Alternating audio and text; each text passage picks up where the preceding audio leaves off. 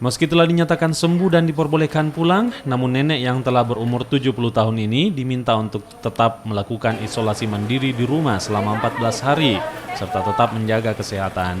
Nenek ini dinyatakan sembuh setelah menjalani perawatan di rumah sakit dan telah menjalani tes swab 2 kali berturut-turut dengan hasil negatif COVID-19. Keluar dari ruang isolasi, nenek yang berasal dari Dusun Kandemeng, Kecamatan Tinambung, Polewali Mandar yang telah sembuh ini terlihat cukup sehat dan bugar.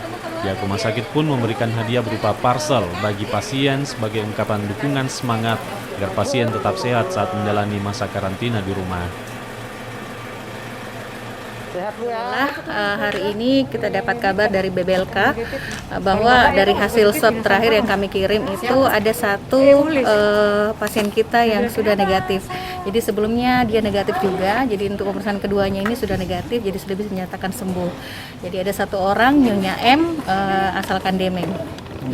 Berapa kali swab? Dari 11 yang dikirim ini hanya satu yang swabnya negatif. Jadi pemeriksaan kontrol kemarin itu ada sebenarnya tiga yang negatif, tetapi pada saat swab kontrol kedua kalinya ini yang negatif 2 itu kembali positif, yang satu tetap negatif, jadi cuma satu yang kami nyatakan sembuh.